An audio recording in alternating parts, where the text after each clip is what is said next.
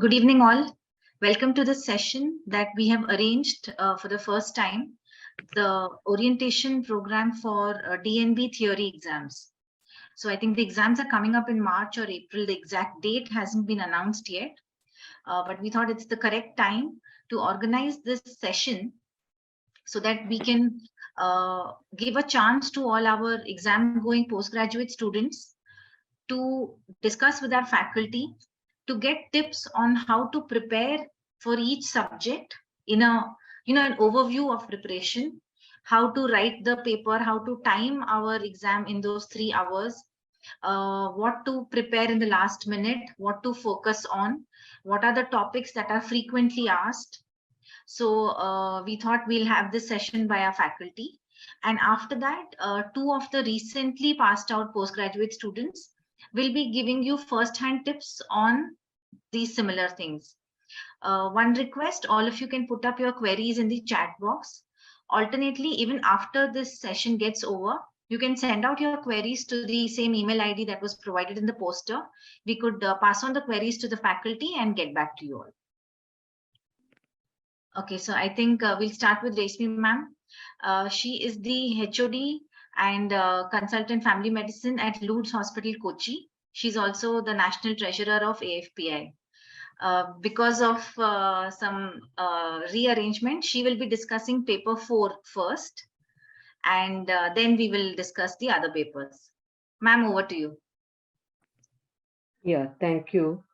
Sorry for starting the boring part first. I thought I would end with the boring part, but because the time is running short, let us start with the boring part. Okay. Boring, but the most surprising paper that we all get. Yeah. Boring to study, but surprising when the paper comes. Yes. Okay, so I think you can all post your queries in the chat box. But one thing, question by question will be difficult to deal with. Can try to give some general idea of how to attempt this paper. So let me put into slideshow. Is my screen visible? It's visible, ma'am. But yeah, now it's on slideshow. Okay. So paper 4, which is not the most pleasant paper to discuss. So is this your toughest area? I can see all the 70+ people raising your hands. Then the questions and the topics are all always very vague. You feel that what is being asked after reading all this, after spending 3 years studying DNB, and after by hearting, mugging up so many things, is these the questions that we get? And sometimes you find that there are no definite answers in standard textbooks. Once you come back, and if your mind permits you to check the answers again, you find that there are no definite answers in the standard textbooks. And sometimes you think that it is too much of dry theory. How is it relevant to family medicine? What is the purpose of us knowing all these when you see the question paper? Excuse me, Jyotika, so please let me know if I'm crossing the time. Okay. Sure. So first of all, we'll tell about how to write the exam, and then we'll come to how to prepare for it. So how do you write the exam? Read the question paper fully before starting answering. There will be 10 questions, and sometimes the 10th question will be the easiest. The first question will be the toughest. So if you waste your time reading the first question and sitting for half an hour or 1 hour, you're not going to reach to your most easy question. And you'll finally, the easy question, you will have just 5 minutes, 10 minutes left to scribble something. So read the question paper fully. Nowadays, the answer papers are, you all know that it is in the, the landscape mode or something, that more horizontal than vertical, with lines. And the answer paper is such that there will be 50 sheets, 50 sides to it. And each 5 sides is allotted for one answer. So 10 questions, 50 sides. So the first 5 pages will be for the first answer. In some answer sheets, they have clearly marked answer to question number 1, answer to question number 1 in the first 5. And from 6 to 10th, they have marked answer to question number 2, like that. But in some papers, they have missed marking like that. I've seen both types of papers. So sometimes it is not marked. So what you can do is when you get the paper itself, you can write in the first 5 pages, you can write question number 1, 1, 1, 1, 1. In from 6th to 10th, you can write question number 2. Then 11th to 15th, you can write that. That way you can write and keep. You'll get some time to write the register number, all those things. At the time, you can do this if it is not already printed on the answer sheet. So one good thing about this is, since they've started like this, the good thing about this is that you can start from the answer you know best. You need not write in order, because you know that the 7th question has to be started from the 31st to 35th page. So if the 7th question is something that you know well, you write the 7th question first from the 31st to 35th page. So if that is, in a way, that is good, because you can attempt the easiest question first. The one you know best, you write first. So read the question paper fully before starting and attempt all questions, including all sub questions, because there will be, if suppose question number 1, A, B, C is written, the marking is such that 1A will have 2, 1B will have 5 marks, 1C. So the evaluating person has to mark for each sub question. So if one sub question is not even a word is written, it goes as not attempted, automatically 0 marks. But if you write something, there can be a chance of getting a 0.5 marks. Failing and passing sometimes depend on 0.5 marks. So attempt all questions and attempt all sub questions also. Sometimes now the question that comes to your mind is, we have not heard that question, so how do we write something about that? At least don't let the board hear this, but at least write down the question again. You can write down that and think about it. It's about at least 1 or 2 words about it you will get when you think about it. Once you write the question again, some spark might come. Like 2 years back, there was a question on SWOT. Nobody knows anything, but some people wrote something like it is used in management, something, because the second part will give you a clue as to what is the area actually. So you can write something about it. If you write like that, you'll get some marks, at least 0.5 sometimes, because that session, which was the December 2021 session, no, December 2020 session, had lots of PSM questions, and all of us complained to the board, and many of them passed because the valuation was made lenient because the questions were such. So attempt all questions, attempt all sub questions, write the answers you know well first. Because of this convenience that the board has given you, you can write like that. Always expect 2 to 3 questions you have never heard before, so that you expect it and go, so that you will not be disheartened when you see the question paper. You can safely allot more time to the questions you know better. So 2 to 3 questions means 30 marks. So out of this rest of the 70, you need to get some around 45 to pass. So you can get around 6 marks, something for each answer. You will easily 6 or 7, and you will easily pass. Which is difficult to get, I agree. Underline headings if you're sure of the headings. Underline whatever you're sure of, and don't underline things you are not sure of. If you're sure of something, that this is a point in this answer, you definitely underline it, so that it will catch the eye of the evaluator.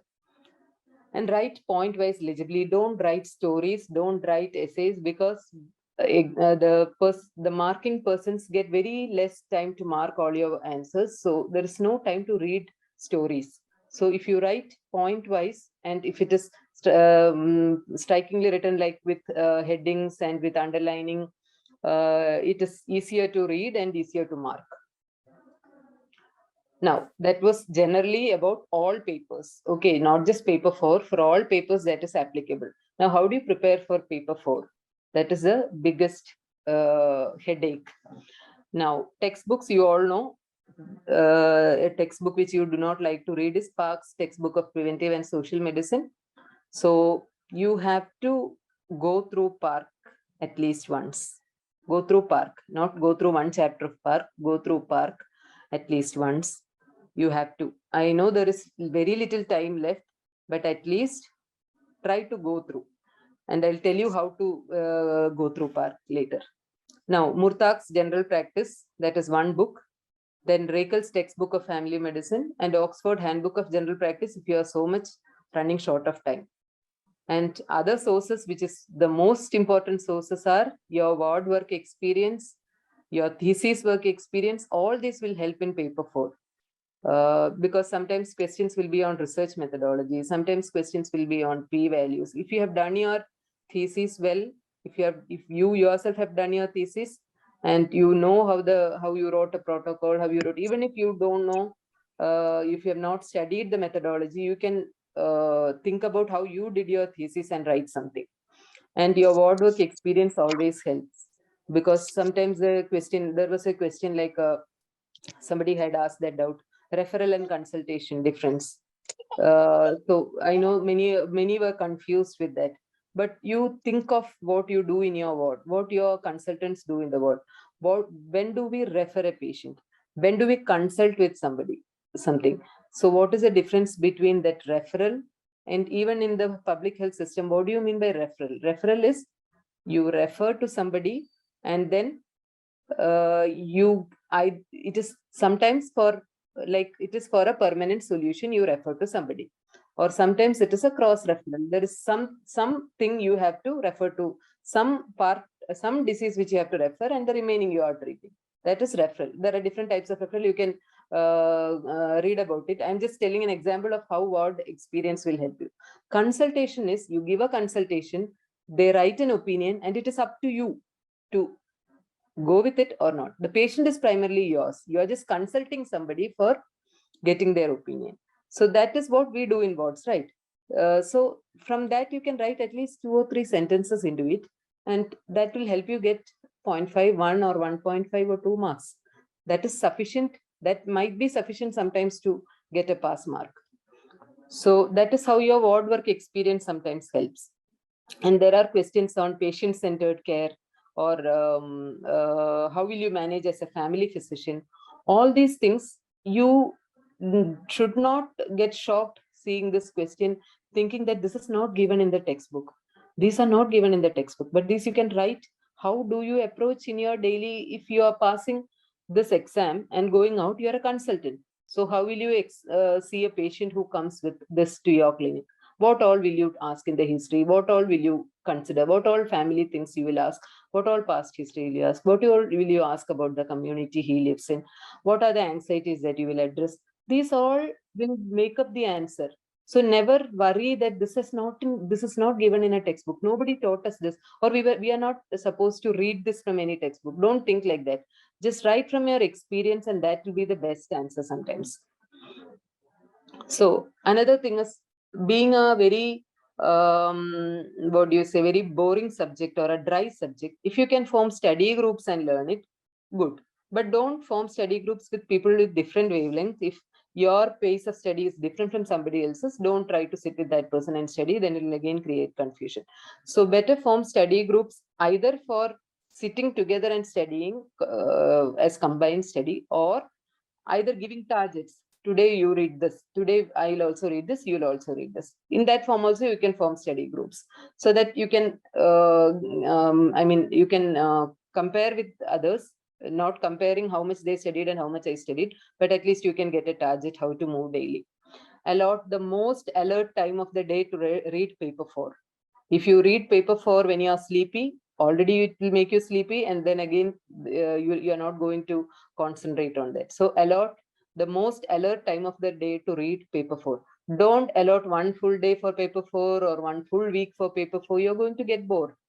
So mix it with other subjects. Do not read this continuously. Read between the other subjects. You can divide your day into some time for paper 1, some time for paper 2, some time for paper 3, and some time for paper 4, which will not bore you. And at the same time, for exam also, what happens is, if you are continuously reading one area and you move to the next, and you move to the next, when you are writing one paper alone, it is good. You read one paper for 1 week and write questions for that, write the answer for that. But final exam is like 4 days continuously, different subjects. So if you if you have not mixed up and read, you are not going to recollect everything and write. I hope you get it. So mix and read from the start itself, so that when the 4 papers come on the consecutive days, you can recollect and write.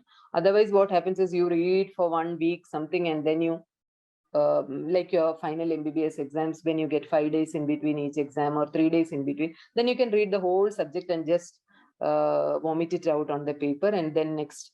But this is not, it is not possible for DNB final exam. So mix and read, so that even question, when daily questions change or when daily the areas change, you can still recollect and write. Do not attempt to mug up dates and figures in PARC textbook. If you are not good at remembering dates and figures, leave it. Don't waste your time reading and reading and reading the same thing and trying to mug up these things, because you are, from the experience, those who have read PARC would agree with me that the next day you're going to forget it if you read. So don't waste your time mugging up a page and then going on to the next page and trying to recollect what was in the previous page. You are going to be depressed and you are not going to move ahead.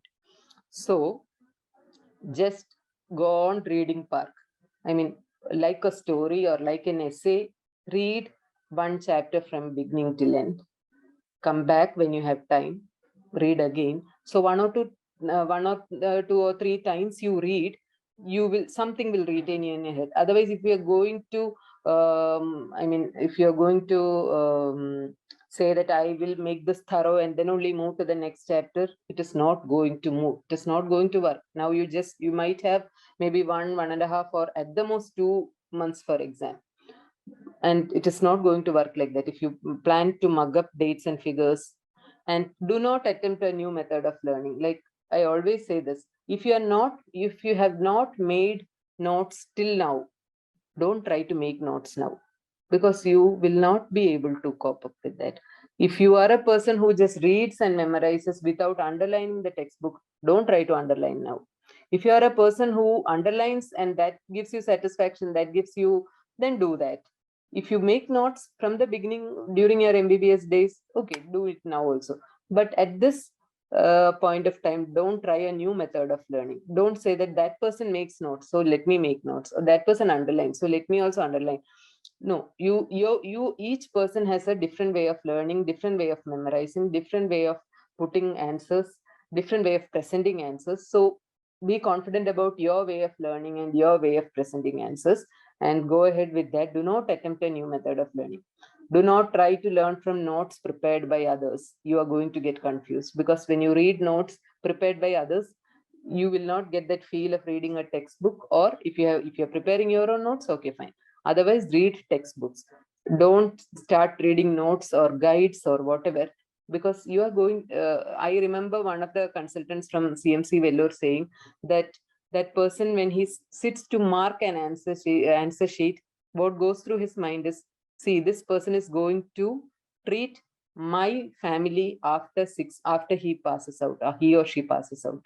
So that is what. So if you mug up somebody else's notes, you are not going to present the answer in a way that will satisfy the examiner. And when you learn community medicine, or social preventive and social medicine, you can find that there are some common terms used. There are some common subheadings. If you have read PARC, you know these words like intersectoral coordination or behavioral change communication. So many things come repeatedly in these vector-borne diseases. So many things are common. So just once you read through all this, you will know where to put what. So use those words wisely wherever you think it can be put. Once there was a question on National Urban Health Mission. So if you have read about National Rural Health Mission or other programs, and you know how some of these words, you can put into it to get sufficient marks, at least 1/3 of the total marks. Because that is why I say that reading PARC is important. Just read from front to end, and then you will understand that there are some words which are repeated. There are some terms, some concepts which are repeated. So all these things will help you to put words into answers which you do not know. The same thing with Murtag. The first few chapters of Murtak will have are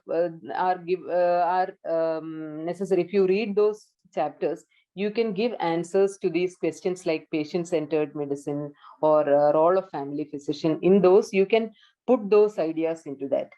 So now let me go to, this is a Parks textbook. I hope it is clear. This is the index of the Parks textbook. 2 more minutes. Yeah, okay. So it's going to end. So maybe 5 minutes I'll take. Because yeah, this is a friend, the index pages of Park. Now the question is, which chapter is most important? Can anyone answer which chapter is most important?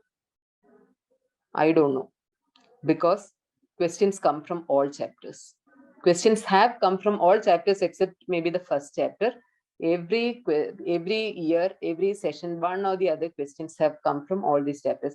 The communicable diseases chapter, if you have to be thorough, even for paper 1. For paper 1 also, you can write malaria, dengue, TB, HIV and all. If you read from this, it is useful in paper 1, all the infections. Everything else is very much important. All other chapters, I cannot say that this will not be asked with guarantee, because every time they ask something or the other.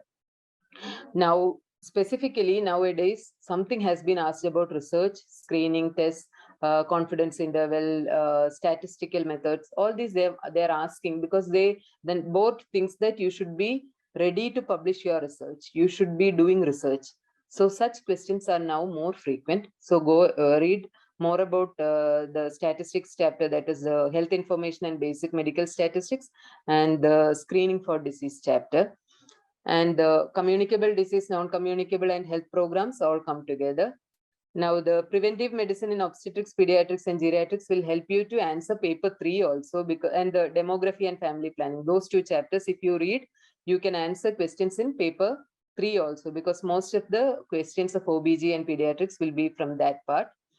And as I said, just read through Park so that you can get an idea of the words or the concepts that have come into it, and then you can put it into other answers also. Now this is an index page of Murtak textbook. I don't know how many of you have seen this book, but the first part, the part 1, which is the basis of general practice, there are some chapters in that.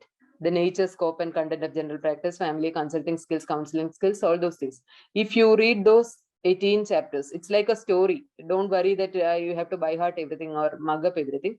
Just read that, and all these questions about how will you approach as a family physician, these words can be put, like the words like ideas, expectations and concerns, consultation skills, communication skills, dealing with angry patient. All these things will help you to write those answers, questions like that. Some words and some concepts you will get from this, which you can put into that.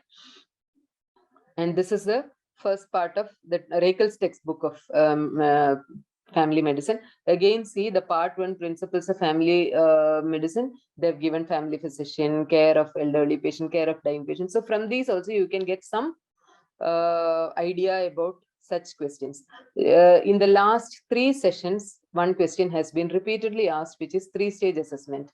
Please read that 3-stage assessment, the family assessment methods, not in detail, but at least just go through what are this to write the headings. So this also, if you read, you can get an idea of how to answer vague questions, how to answer these questions, such as how as a family physician you will do, what is the difference between disease-centered care and patient-centered care. All these things you can get some ideas from these. And that is all. I hope there are questions in the chat which we can discuss at the end. Isn't it, Jyotika, at the end, right? Yes, ma'am. We'll have that open forum, so okay, we can discuss that. So I'll go through if anybody has, please post your questions. We are not going to get another session. So if you have questions, please post it. If not possible today, I'll try to answer it to the Spice Route and they'll send it to you. Yeah, so Okay, either all of you can much. post it in the chat or you could email it to us. Thank you, ma'am. all. Those are great tips. Yes, especially taking it chapter wise and using the index of Park. Dr. Praneetha, can we have you now? So Dr. Praneetha is going to take paper 1 for us. Yeah. Please Thank you, just, Jyoti ma'am. Okay. So actually, it was a very good speech by Dr. Resmi ma'am. Even I could hear, okay, oh, I thought I could write my exams again after hearing to her. True. So nice. Thank you so much.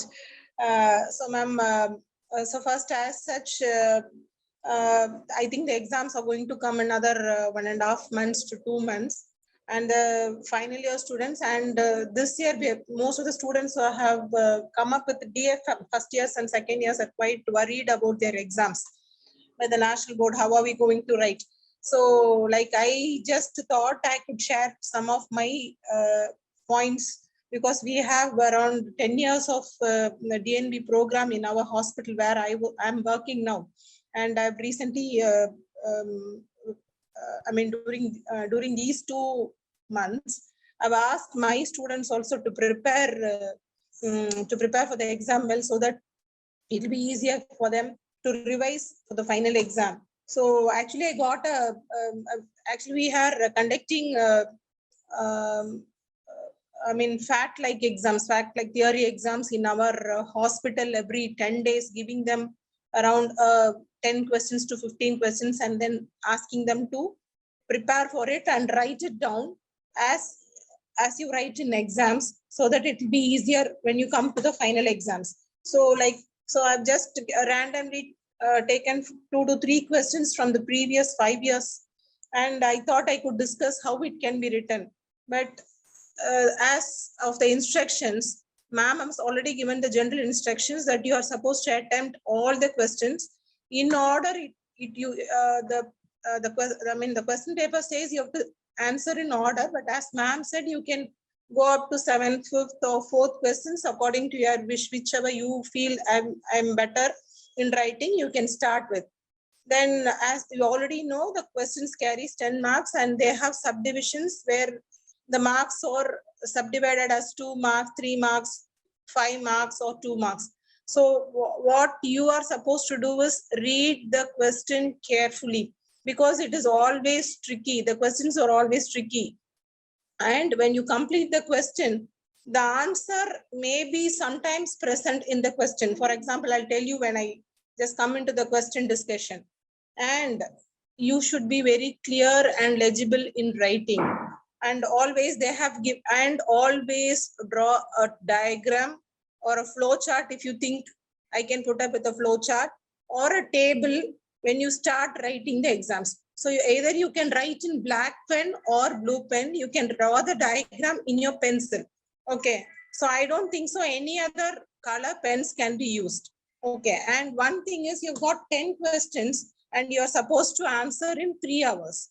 So just think another around 16 to 17 minutes for each question you can take. So means if you're taking 15 minutes roughly for a question, it will be 4 questions for an hour. So 8 questions for 2 hours, and the other 1 hour you can answer the 10. So 2.5 hours you have to finish your 10 questions. Sometimes you may write one question a little lengthy, so it may take 18-17 minutes. So make sure that you complete the question by 17 minutes, so that 17 to 18 minutes, so that you'll be completing 10 minutes prior to your exam.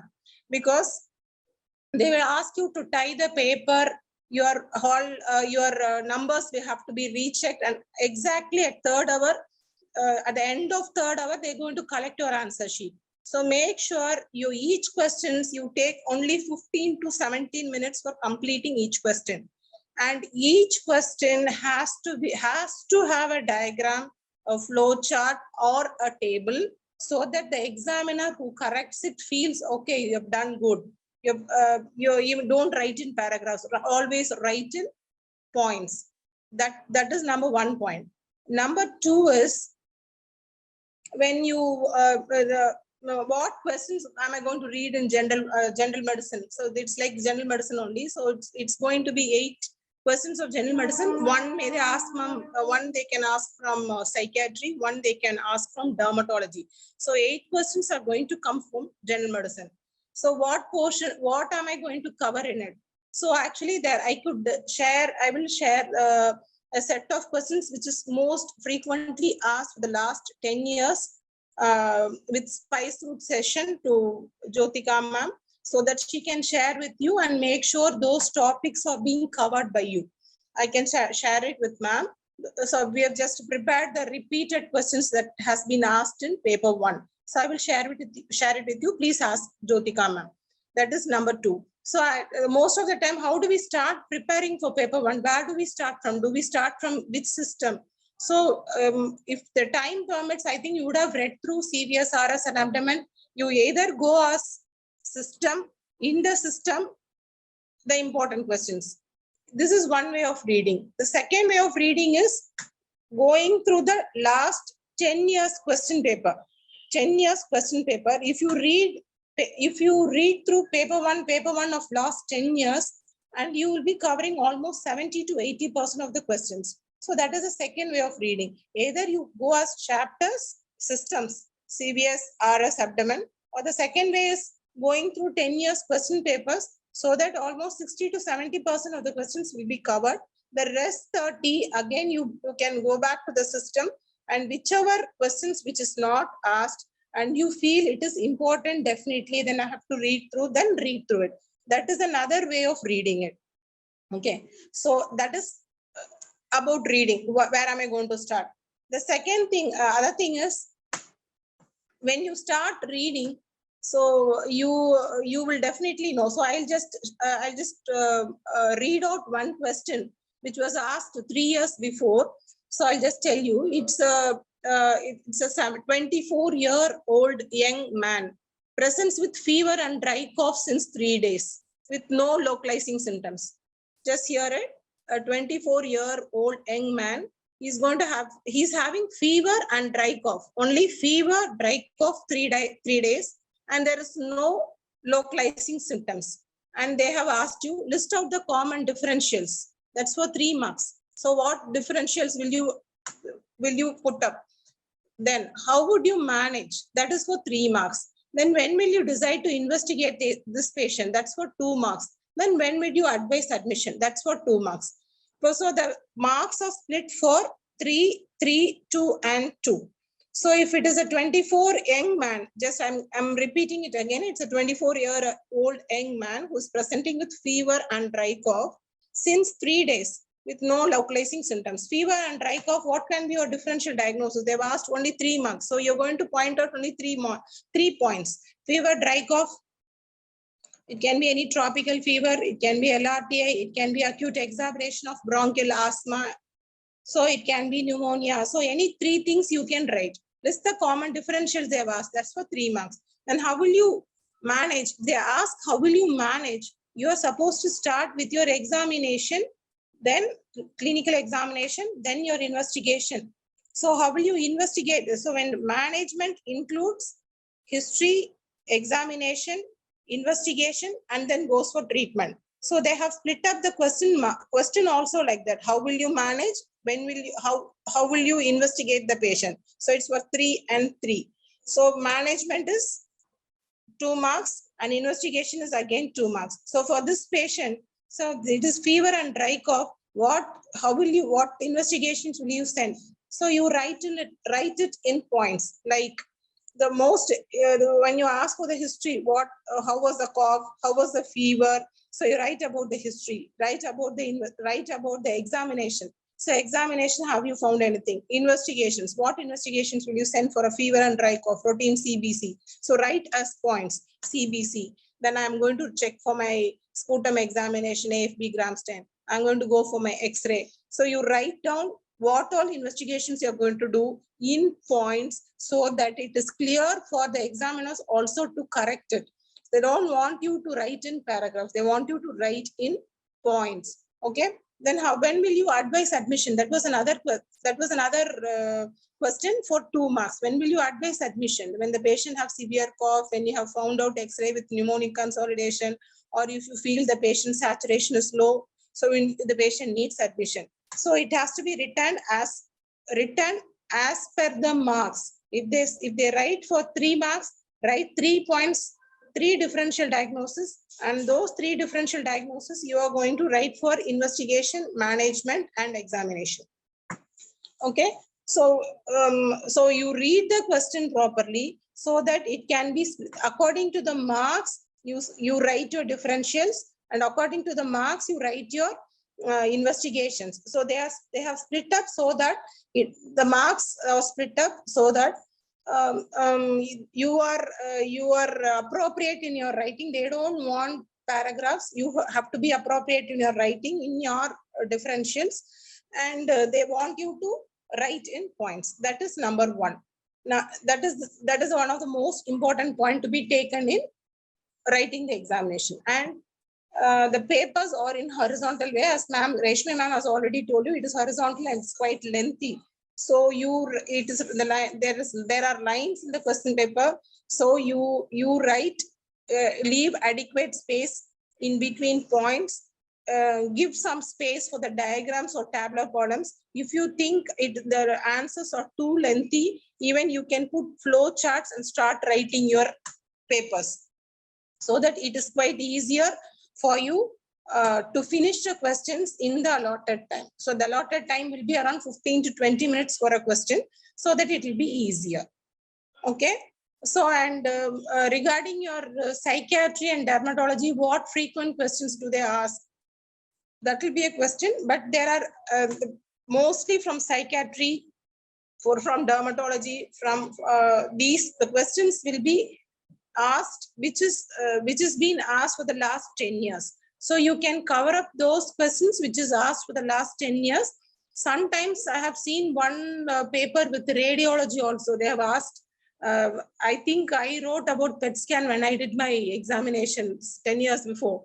So they have even asked about the latest, they had asked PET scan in 10 years before. So latest radiological investigations can also be asked. So you make sure you know something about the radiology, means something about CT, something about MRI, something about the interventional radiology, where now they are going for thrombosections for stroke, stenting in cardiothoracic units, and clipping of aneurysms. These latest updates can be asked. So you make sure that you know something about the radiology part.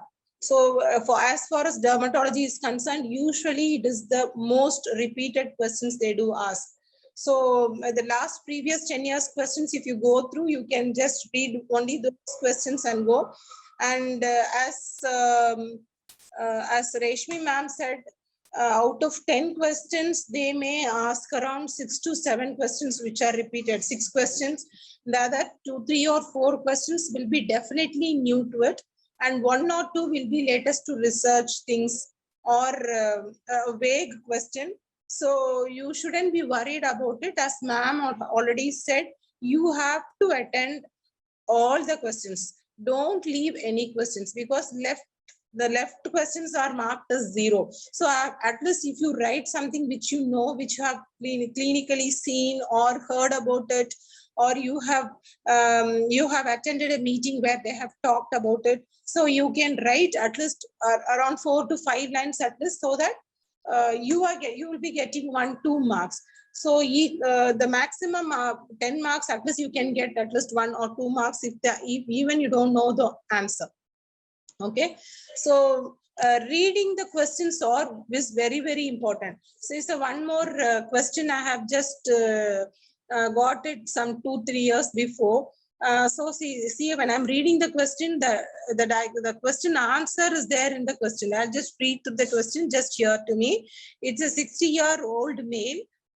He's a diabetic and hypertensive of 20 years. 60-year male, diabetes, hypertension for 20 years. He comes with fatigue, tiredness, and pallor. So they have asked the first question, what diagnostic possibilities will you consider? It is given for 2 marks. So I'm just reading out. It's a 60-year-old male who's a diabetic, who's a hypertensive for 20 years. Diabetes, hypertension for 20 years. He comes with fatigue, tiredness, and pallor. So what diagnostic possibilities will you consider? The mark given is for 2 marks. So what diagnosis? Usually diabetes and hypertension, what will you suspect? You do suspect CKD with anemia. So that is the most common. Sometimes, sometimes other differential diagnosis also can be written. But why am I reading this question is, they have asked the second question is, mention the causes of, how will you make a diagnosis of chronic kidney disease? So they have already got the answer into the question. So first is 60-year-old male, comes with, is a non-diabetic and hypertension for 20 years. He comes with fatigue, tiredness, and pallor. So you already know, as I've told you, the patient would have gone into CKD. So the patient would have got anemia. So that's why he's having fatigue, tiredness, and pallor. So what diagnostic possibilities will you consider is the first question. The second question is, how will you make a diagnosis of chronic kidney disease? So they have already given the answer in the question. So that's why I'm telling, so you have to read through the question properly so that you can get a clue of what to write. The answers may be given in the question itself. So how will you make a diagnosis of chronic disease? So how will you make a diagnosis of chronic disease? So you just say the patient is a diabetic, hypertension. I will just go for the renal function test. I will go for serum calcium, serum phosphorus. I will check for serum uric acid. I will check for the kidney size in the ultrasound. I will check for the hypertension or diabetic retinopathic changes in the eyes. Even I can check for urine 24-hour protein. So depending upon the marks, please write your answers. So some questions will carry the answer that has to be written. They will give a clue in the question itself. So please read the question properly. So and then in most of the questions I am seeing, what is the role of a family physician in prevention and management of CKD? So most of the last questions that's been asked in most of the questions is, what is the role of family physician? So in this case, if I'm saying the patient is a diabetes and hypertension, he has developed a CKD, and then what is the role of family physician in this patient? So as a family physician, what do you do for a diabetic and hypertensive patients? You generally write the same answers for everything. Means role of family physician is primary care. You tell them that you have to write, I will counsel them properly about the diabetic medications and the hypertensive medications, about their diet, about their lifestyle modification. I will ask them to adhere to the drugs properly, check BP and sugar every 3 months. They have to come for a regular follow-up. I'll make sure the blood sugars and the RFT and routine investigations are checked every 3 months, and ECG, echo, and ultrasound abdomen, and ophthalmic opinion every year. I will counsel them. I will, if feasible, I can even go for a home visit. Who are patients who are very old or not able to come to the hospital, I can even go for a home visit and make sure these drugs are being taken, and I will counsel the attenders how it has to be taken. So this is the general family physician role in all the questions. So depending upon the questions, you write your family physician role. So I feel most of the questions have been asked with family physician role in the prevention of whatever. So family physician's role of each disease has to be written in points, and you write it's the primary care as a family physician, what you're going to do to that patient. If it is a diabetes and hypertension, as I've told you, and any other questions they would have asked, depending upon that, you write it. Okay, I think, ma'am, my time is over. Yes, Dr. Praneetha. Like if you're able to stay back, then we'll take questions after just a minute. We will take questions also after the open forum. Who's unmuted? I can find. Excuse me, can you please, everyone, please mute.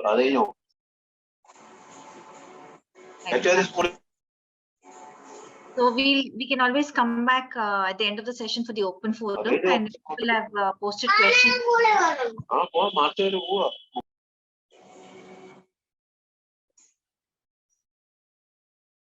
Okay. Thank you, Dr. Praneetha. Yes, ma'am. Yes. Ma'am, I will share that most asked questions to you. Please share it with us. Yeah, we'll share it with the residents, and then we can also get questions on our email. We'll forward it to you all. Definitely, ma'am. Definitely. Thank you so much. Yeah. Okay. Thank you, ma'am. Thank you. Next, I want to call Dr. Srividhya. She's the HOD of Family Medicine at Bangalore Baptist Hospital. She will be discussing paper 3, that is Community Pediatrics and Community Obstetrics with us today. Thank you, Dr. Dr. Jyotika. Srividhya. And thank you, everyone. I know too, this is like a later part of the day where we are all back from our work. But I really appreciate the Spice Fruit team to organize this session, which is a very, very important session for the exam going residents. It's not just for exam going residents, it's also for residents in year 1 and year 2 as well. The reason being that you are aware of what kind of questions can be asked and how to prepare for the questions. And I'm sure quite a few people would have discussed about how the preparation and things like that needs to be done. Right from year 2, I would say, I generally tell my residents to start thinking about the exam, not till the last minute, but even before that, so that again, the purpose of exam is not only to assess your understanding of the subject, it's also for us like something, and I'm sure we are all accustomed to giving exams right from the younger age. And one piece of advice which I would recommend to all the residents is, don't prepare it as the exam, prepare it for your clinical practice. And one good thing which we have seen in the last 5-6 years, I'm sure quite a few seniors who are here will agree that the questions have become more practical, more case-based, more clinical, and there's not much of a theory where we were just told, right, what are the common causes for this, that. It's more practice-oriented questions have been put. There are topics which are very, very clear for family medicine residents. So that's the advantage of it. And preparing for the exam not only helps you for exam as such, but as well as your practical exam later on, as well as your future clinical practice. Without wasting much time, I'm just going to share a screen. Jyotika, I'm okay to share a screen, right? I've got a short presentation. Yeah.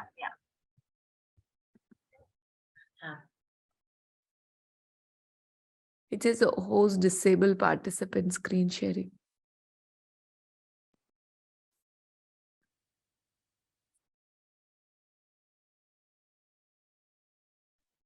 Sorry, try now.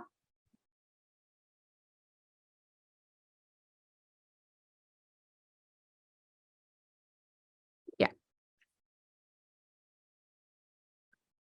So you're able to see the screen, right? Yes, it's visible. Right. So basically, I'm going to go through a couple of, I think there is about 4 to 5 slides which I have prepared. And the topic which was given to me was paper 3, which is about OBG and pediatrics. As majority of the residents, I see that they are mostly interested in medicine and allied subjects related to medicine. OBG is something which quite a few people shy away from it. But yes, we have 6 months in our 3-year program, and there is a lot of things are needed in your clinical practice. And OBG topic exam is something which there are a lot of things to be covered. So I went through the latest curriculum of DNB program, family medicine, where there is a clear-cut guideline this time. The new curriculum has a very detailed information and very up-to-date information of what as a family physician you will need in your posting, to be learned in your posting, and the questions are all prepared depending upon the topics which are there in the curriculum. So if a resident focuses in their training program, let's say they go for 6 months OBG posting, if you can concentrate on, I'm sure majority of the places, they go 2 months each every year. And then totally by end of 3rd year, you've done 6 months of OBG. So if you could plan going through your curriculum, discussing with your faculty in charge, seeing how you can best utilize the practice and going through each topics so that you're clear by end of your training what kind of questions will come, what kind of cases you will encounter, and how do you address it. So the curriculum is very, very clearly given. So if you look at it, one common thing which is there is about let's say vaginal discharge, pelvic infections, sexually transmitted infections. If you could look in the last 10 years family medicine papers, there is generally one question on this. There is always a question about menopause. There is a question about problems associated with menopause, the urinary incontinence and the irritability, the prior itching in the private areas. These are the common questions which is generally asked, menstrual problem related questions. So OBG is a topic which there is not many things to cover. There is only few things to cover, and if you can concentrate on those few things, you can easily score a good mark in your subject, and you can score very well as an overall exam paper as well. So these are the common topics given in women's health. Pregnancy and maternal health, there are about 12 topics, which is again very easy to cover if you put a focus on it. Let's say, so this is only, the whole curriculum is only 2-page. If you look at the whole curriculum for women's health, there is only 2-page on what topics to be covered. And I would probably recommend that if you could segregate your 6 months, where every month you take about 5-6 topics and then see the cases so that you will remember better and it is easier to work on your essay writing or your theory exam appear writing. Again, I'm sure a lot of faculty would have told that it is important to write as points, write as a flow chart. As a examiner, we would be given a lot of papers at one time to correct, right? And there is a very short period given to do the corrections as well. So we notice that if you have written it as a whole big theory, without any punctuation, without any colors, without any flow chart, it becomes so that it's very difficult for us to pick it up. Where is your key points? Where is the highlights? So those kind of things becomes very difficult. So make it more easier for the examiner to see. So there are a lot of times we notice that the candidates gets more marks if there is more flow chart, more explanation, more coloring, and then like underlining and things like that, so that we know that it is easier for picking up, and then the marks are given very well for those candidates. So it's important that whenever you're preparing, let's say there is a case on vaginal discharge, so which is a common question which is asked. So again, as we all know, discharge means we'll ask the frequency, when did it start, how long it's been there, is there a foul smelling, is there associated symptoms like itching, is there a fever, and all those things. So if you could segregate the flow chart depending upon the color, depending upon the duration, depending upon associated symptoms, what are the potential DDs and how you will manage, then it is easier for you to remember as well. And then write it down in such a way that even for the examiner, when they're correcting, it will be an easier way to understand. So what I'm trying to say in this is, like, while preparing itself, write it down, have a good notebook. I have seen quite a few of people who have used like good amount of flow charts even during their seminar presentations, and that can be used for their exam preparation as well. Coming to the maternal and pregnancy related topics, I understand there are people who will work in CHCs once they complete their family medicine training, and they would be requested or they would be required to take care of maternal health, antenatal care. So family medicines are not excluded from maternal and antenatal care in those settings where you will need to have basic anesthetic skills, basic obstetric skills, managing the common antenatal issue, doing deliveries, both vaginal and as well as instrumental delivery. So those things are very, very important and key skill to pick it up. But again, there are people who will say, I'm not going to practice OBG, but still you will need to know what happens in those scenarios, right? So I would not only say as a family physician, as a doctor also, it's important for us to know there are certain things which we can't shy away from, and it is important to understand. So there is a question on preconception counseling. There is a lot of times in clinical practice, you will encounter patients coming and asking about preconception advice. You can't tell your patients, oh, I don't know because I didn't do OBG. These are the topics which is already there. It's just that segregate the topic, ensure that you split it into different parts in your training program, and then make sure that you finish all these topics by end of third year, so that you will be able to do the exam well as practice as a good family physician. Coming to the pediatric one, very simple. Look at it. There is only, I would say, probably 8 or 10 topics which is there in newborn care, which as a family physician you should learn in your training program. Immunization is a must. What is normal for the child? What is a normal development? How do we pick up abnormal development? These are the basic things which we should be able to pick it up, and we should be able to address it. And if you look at it, screening for high-risk neonates, neonatal resuscitation, newborn care, common neonatal problems, dealing with congenital anomalies. In the last 5 years of DNB paper, so many questions have come around newborn care, especially immunization topics are very common. We see a lot of questions related to common neonatal problems, especially challenges with feeding, challenges with weight loss in children. So those kind of questions are very, very common. So if we can prepare it accordingly, that will be better. Generally, in 6 months of pediatric posting, I'm sure you will encounter newborn care babies. You will encounter how to manage newborn children. You will encounter neonatal jaundice. You'll encounter respiratory distress, how to pick it up, common skin conditions. That's again another important questions we see, which are very, very benign one, but it can be considered as malignant, like milia. If you have not seen, it can be considered as toxic syndrome kind of a thing. So these kind of questions are very important. Immunization is a must, not only for theory, but as well as for practical. During the Viva, you will be asked about immunization related things, and we should be, and you guys should be completely aware of how, at what stage, at what age immunization is done, which vaccines are given at what age, and it is important topic to know. Coming to the care of the child for the pediatric topic, not more than 15 topics. So which will not take long time if you could plan your postings accordingly. And as mentioned by the previous speaker, a lot of the questions are repetitions. We see quite a bit of questions which gets repeated or which looks more or less similar. If you have a format ready, you can easily attend all the questions.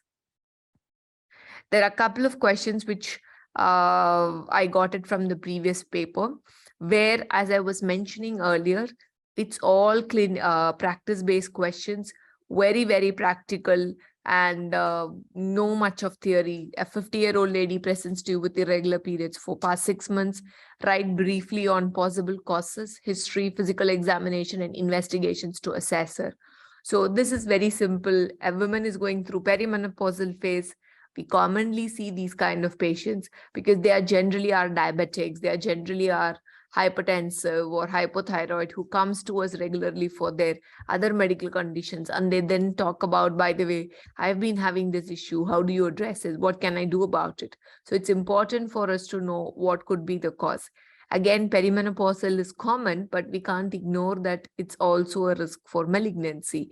What are the things to ask in history? What are the things to examine in this patient? What are the investigations to do? As a family physician, it is very, very important for us to know. And if you look at the question, it is split into 3 parts: possible causes, history and physical examination, and investigation. So generally, marks are also allocated in such a way, like usually it is 3 plus 3 plus 4, where there is 3 marks for possible causes, 3 marks for history, and 3 marks for physical examination and 4 marks for that. So totally out of 10, this is how it is segmented. Again, it depends upon the examiner who's setting the question. But generally, if there is 3 parts, the marks are allocated in such a way. So even if you don't know, let's say there are some candidates may not know all the courses for it. Even if you know 2 courses, please write down the 2 courses. History, I'm sure we all know how to take a menstrual history and what are the questions to ask. Physical examination, we can't shy away from it. Investigation, even if you remember a CBC, if you write that also, you will get half a mark. So do not miss any questions. Even if you know some subcategory of it, if you write it, you will get a mark for it. So again, similar question is about adolescent or early adult age related to contraception and things like that. This is very, very important clinically as well in your practice. When you start your own clinic or when you're working in a hospital, it's important that you're aware of these things. And again, this question is also split into 2 halves, where you will be given 50% mark for one part, 50% mark for another part. And if you're able to write down, please write down in points and then ensure that it is clearly visible. Coming to the pediatric questions, again, these are the 2 questions. I noticed that the fever with rash question is very, very common in pediatric age group. There are at least 5-6 times this question has come in the last 10 years. So you cannot forget, or you cannot say, I do not know about this fever and rash in children. It is a very, very important topic. We see every day. Viral rashes are very common. We see quite often fever and rashes, and it should be on your head. Even when somebody wakes you up from sleep, you should be able to know that.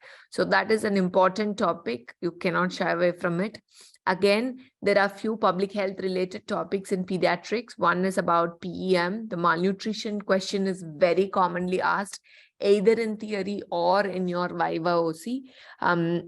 But again, it is important you know all the types of malnutrition, how it is managed, uncomplicated as a family physician, what can you do, when the referral needs to be done, how often the follow-up happens. So especially in pediatrics, we cannot forget about nutrition related questions.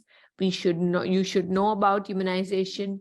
You should know about the common programs which the government enrolls, involving the Anganwadi workers, involving the benefits for the children.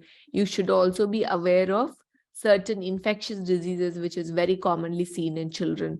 Fever with rashes, though, it's like a very straightforward question. If you have a good protocol, if you have a good flow chart, you can score 10 marks in this thing. And again, there are some people who ask what book to refer.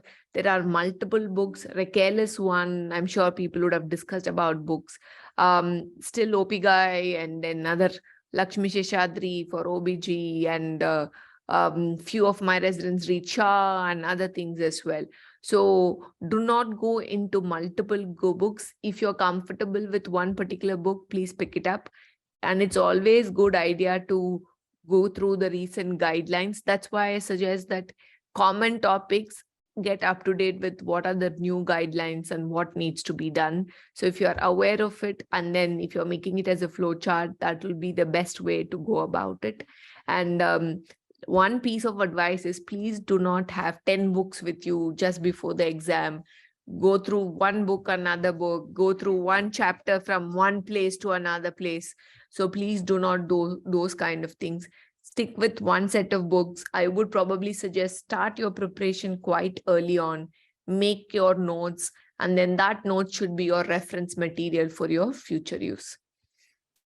I'll stop my sharing, and any questions you could put through here, or I'm not sure, Jyotika, what would you suggest towards the end? Or yeah, so we've kept one open forum. Some questions have come in the chat, and alternately what we're doing is we will allow them to email the questions to us, and we can share it with all of you, because they may get queries even when they start studying. And yeah, sure. Okay. Thank you for the opportunity, and all the best, guys. Thank you, Dr. Vidya. Now we have Dr. Sai Krishna Tulsi. He will be talking to us and teaching us about paper 2, that is surgery. Dr. Sai Krishna is the HOD and senior consultant in the Department of Family Medicine at Kamineni Hospitals. Dr. Sai Krishna, over to you. Thank you, madam. Thank you for the introduction. I think your exam is just 2 months away. Most of you might have started your preparation, right? Is it visible? Is it clear? My audio is clear? Yes, it's clear. It's clear. Yeah. So I'm going to keep it very short. You might have already heard from many of the consultants how to prepare and what to prepare. This paper 2 is all about surgery and allied branches.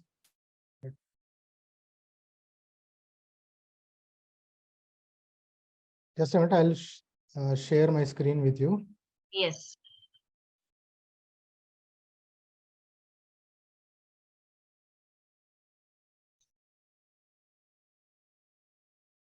Yeah, is it visible? Yes, it's visible. You can just put it on slideshow. Yeah. Right. See, surgery part A is completely general surgery. You'll have 5 questions from general surgery. Part B, you will have ENT, ophthalmology, orthopedics, and anesthesia. See, this is a gross split up of the paper 2. Even in paper 2, you may have some general surgery questions. So you should not get surprised when you're getting more general surgery questions. If you go through your previous papers, you'll know how many general surgery questions are there. Generally, ENT, 1 question, ophthalmology, 1 question, orthopedics, 1 question, and anesthesia, 1 question you can expect. Sometimes you may have 2 ENT questions, not more than 2 questions you'll have. See, there are 3 types of questions actually when you come to paper 2, not even just paper 2, all the 4 papers, except for the family medicine paper, there are 3 types of questions which you'll encounter. Particularly medicine and surgery, this is the format of questions. The first format is you'll be given a case study. You'll have to assess. We have to assess based on the symptoms which is given. Then they will ask you the differential diagnosis. Then they'll try to ask you what other questions you'll have and what is the clinical examination you're going to do, what is the investigations, and what are the treatment options. See, this is not one particular disease which you are going to concentrate. In that particular question, you are going to write differential diagnosis. You are going to write the symptoms of each disease. You are going to write the clinical signs of each disease, what investigations you will do to rule in or rule out all of the investigations, and one particular disease you are going to discuss in detail. Like this 55 years old with bleeding PR, most probably you will be thinking of hemorrhoids or fissure in ano, but you can see outline the management of fissure in ano. When it comes to the management part, you will be asked to write management of either one of the scenarios from the above things. Second thing is a direct question. You will be asked classification, clinical features, and management of blepharitis. One particular disease they'll take, and they'll ask you to just write the clinical features and management.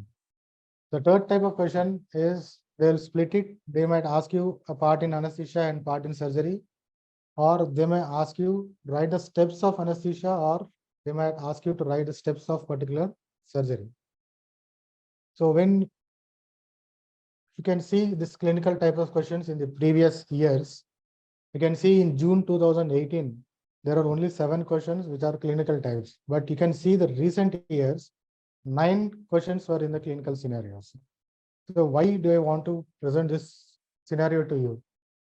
When you are reading surgery, when you are reading ENT, when you are reading ophthalmology or any other particular subject, let it be medicine or something, whenever you are reading a particular topic, you should always be aware of what are the possible differential diagnoses.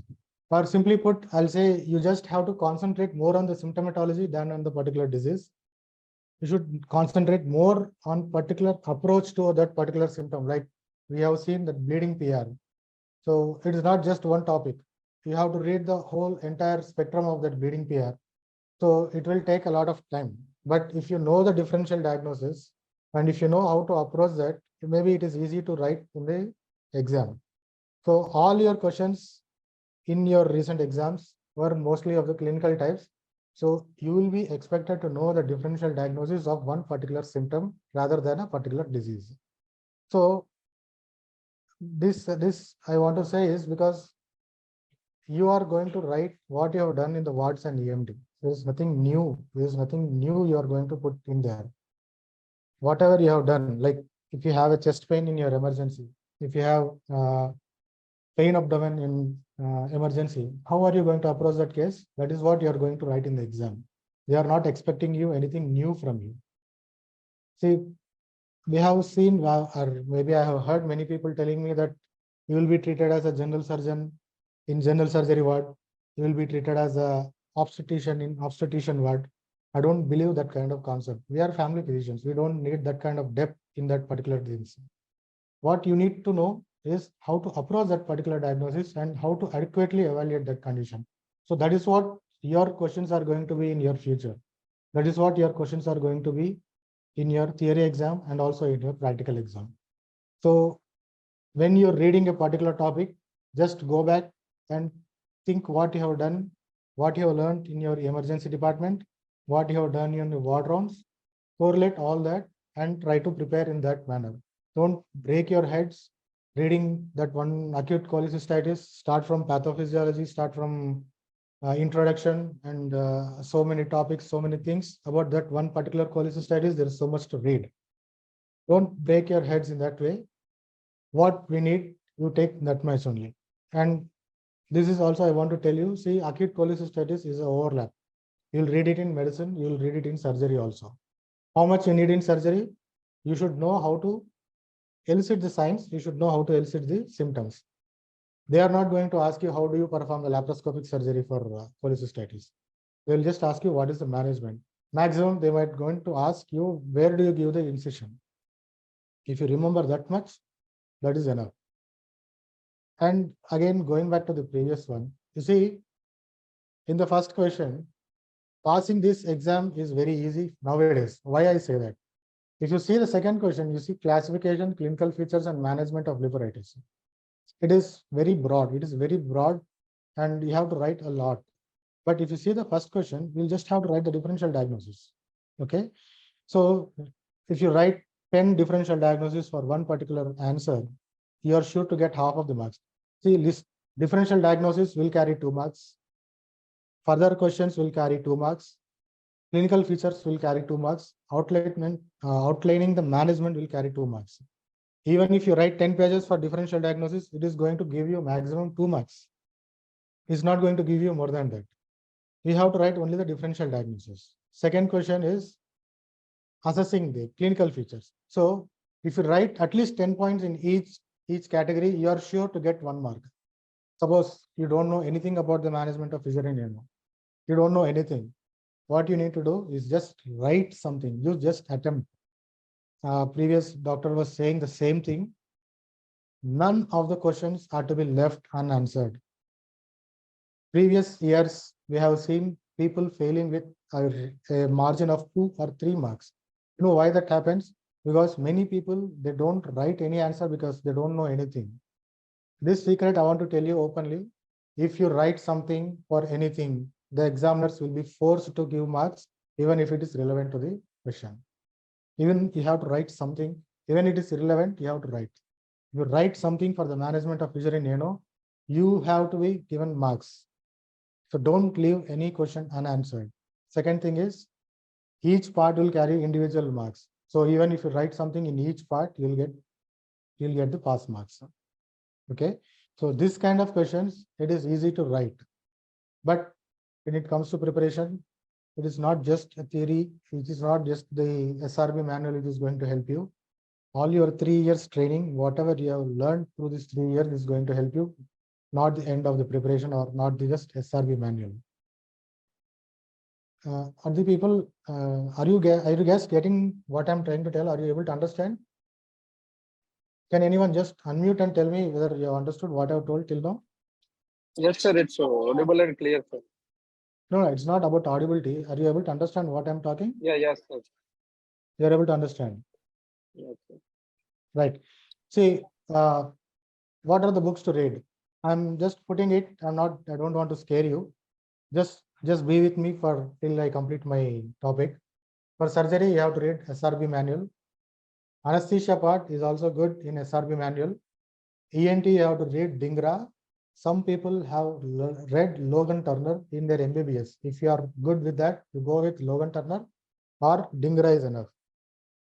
Ophthalmology, there are two books again, Purana and Harper. I don't advise you to read Harper, but Harper is a good book. But for you, for your theory exam, I don't advise Harper. You just go with Purana. And for orthopedics, you have to read Maheshwari. See, these are the books you need to read, but how much to read? Now that is the question.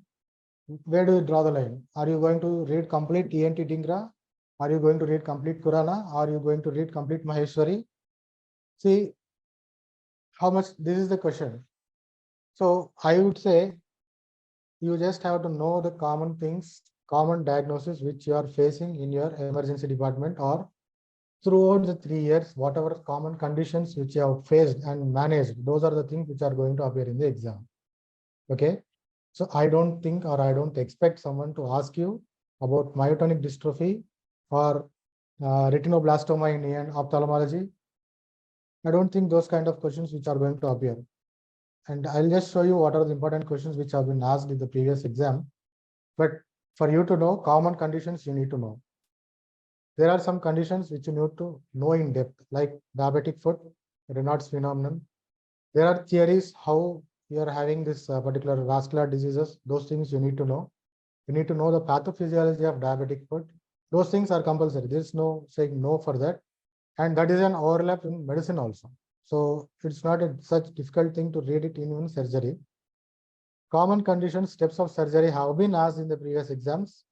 Like I have shown you what are the steps of training a paronychia. And they have asked you what are the steps in giving a ring block. Some questions have been there. They have asked ankle blocks. I don't know whether there is a previous question in that. You may expect steps of surgery of a hernia or hydrocele. Why I'm saying this is some people in Nepal have already conducted LSCS. Some people are also doing hernia and hydrocele surgeries as a family medicine.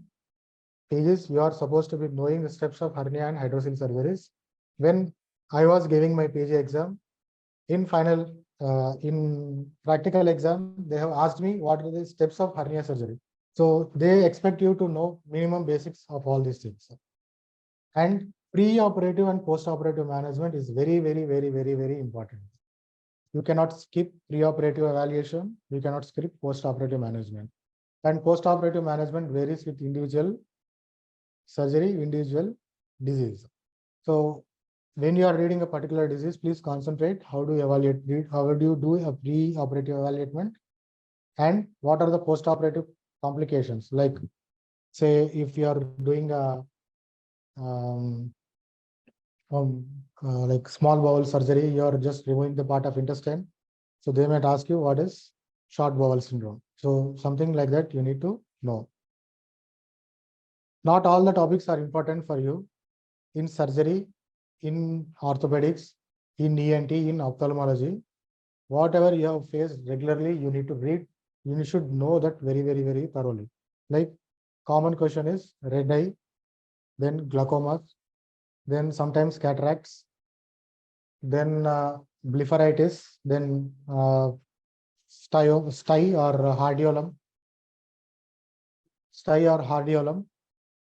and in ENT, common things are rhinitis, acute tonsillitis, then CSOM, ASOM. These are the things which are common, and you should be thorough with that. So this is what I was saying. You don't need to remember all the procedures, and you don't need to know the steps of cholecystomy or arterial anastomosis. And before completing this, I have just gone through the previous 5 years papers. Don't get panicked because you have to read so much and you have very less time. One thing I would like to advise you is you just take past 10 to 15 years question papers, particularly for this allied branches like ophthalmology, ENT, anesthesia, and orthopedics. Many questions are going to get repeated. See, I have just made a list. I'll just read out. See, in surgery, what are the common questions which have been asked in the previous 5 years question papers? I'm just going to take the 5 years question papers. If you see the previous question papers, the most common question asked was pain abdomen. Let it be any quadrant. You should know thoroughly what are the conditions which are there in that particular quadrant and how do you evaluate pain of abdomen in that particular quadrant. Second repeated question is diabetic foot. Next is cellulitis. Cellulitis includes gas gangrene, necrotizing fasciitis, and sometimes diabetic foot also. Next commonly asked question was pre-operative evaluation. Then thyroid disorders. That is also common. Next is trauma cases. So these are the cases which have been asked very, very frequently in the previous 5 years. If you see in previous 5 years questions, what are the topics which I have told you? They have been asked thrice or 4 times or 3 times in the previous 5 years question exam. So these are going to be a short question for you in the next exam also. Then less commonly asked ones were nerve entrapments, then carcinoma colon, burns, all these things you might have managed already in your emergency department. Coming to the orthopedics, tendinitis, that is tennis elbow, neck pain, wrist pain, knee joint pain, low back ache, then wrist palm or wrist pain, fracture of the femur. These are all again commonly made diagnosis. These are the commonly asked questions in the previous 5 years. And go to the ENT part. CSOM, ASOM, they have asked twice. Rhinitis, they have asked. Epistaxis, they have asked. Otitis externa, they have asked. Vertigo is an overlap with the medicine. If you see the common questions which have been asked in the previous years, there is nothing new. You are not going to learn anything new in your theory exam. Whatever you have been facing all these 3 years, these are the questions which are going to appear for your theory exam also. Don't panic. First thing. Second thing is, don't refer multiple books. If you already read SRB manual, read SRB manual. Don't catch hold of big books like Daily and Love, and there is one more book for Sabiston or something for surgery. Don't catch on of that big books. If you don't have time, see, please keep this in mind. Don't take this as a proper advice. If you are not having time, or if you are left with just 10 days time, you take CMDT, and there are these topics, ENT and ophthalmology topics are covered in CMDT also. If you are not having time, don't skip any topic. Go through at least CMDT you read. Completely you read CMDT. For medicine, I'll advise you just read CMDT. Nothing more is enough. CMDT is enough. I don't know whether you have already faced paper 1 or not. They might have already told you. This is my opinion. Why I said CMDT is, CMDT includes ophthalmological conditions, gynecological conditions, ENT conditions also. A small bit has been included in all these books. Along with that, if someone has already read Raquel, there are some common conditions in Raquel also. You can read Raquel also. That is only if you don't have time.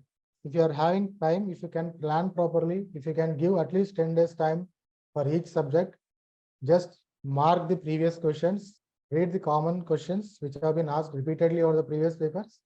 Additional to that, read common conditions which have been asked or which you have faced in your emergency department or in your OPD. There is a line which you need to draw. So you cannot keep reading the entire book, entire ENT book, read. Entire ophthalmology book you cannot read. Entire Maheshwari you cannot read. But at least know that femur fracture is common. You have to read femur fracture. Tennis elbow is common. You have to read tennis elbow. Rheumatoid arthritis is common. You have to know rheumatoid arthritis. Again, it's a overlap between medicine and orthopedics. This is one more thing which I want to tell. If you are reading some topic from medicine, deal only with the surgical part in surgery. Deal only with the specialty parts in that particular book. Suppose you are reading ASOM, if you are already read in CMDT, just go through what are the procedures which are being done in the ENT Dhingra book. Same thing with acute cholecystitis. If you have read acute cholecystitis, just deal with the surgical parts in SRB manual. Okay. So anyone having any doubt till now here, whatever we have been talking about for the past 5 or 10 minutes, any doubts? Anyone has any doubts can post it in the chat. Dr. Sai Krishna, we may have to wrap up in 1 minute. And then, My topic is done. There is nothing much to do actually. okay. They already know. They might be already preparing. We are just thinking that they don't know anything. But if we give a chance, they'll be better teachers than us. They'll teach us. It's just about giving the last minute tips and guidance.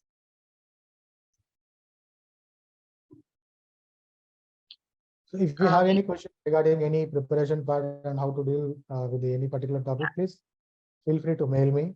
I have already provided the mail address to you. Or if you can put it in the Spice Root chat, maybe we can discuss further. Yes, we've also told them to mail their queries and we'll forward it to all of you. We have 2 quick sessions by our recently passed out PGs. After that, we have the open forum, so if people can discuss during that time. Okay, thank you. Thank you for the opportunity. Thank you Maybe- so much, Dr. Sai Krishna. Yeah. Yes. Can you stop the screen share?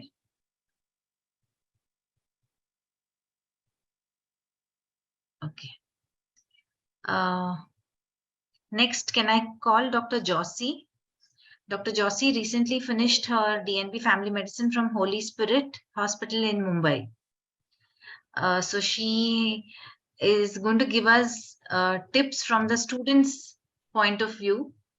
And I think those will be as helpful as the tips given by our faculty. Jossy, can we have you? Yes, ma'am. Okay.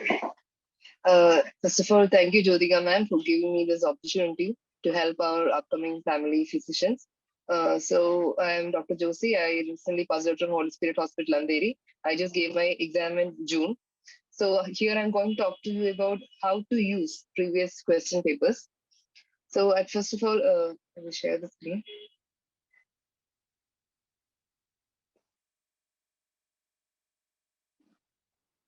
So how to use previous question papers. The first thing is, first what you have to do is to collect the question papers from the last 10 years. And this you will get from the NB site. There they have given the question papers, and it is important to collect the questions from 2010 onwards. That means 12 years, because I had one question from 2010. That's why I'm telling this.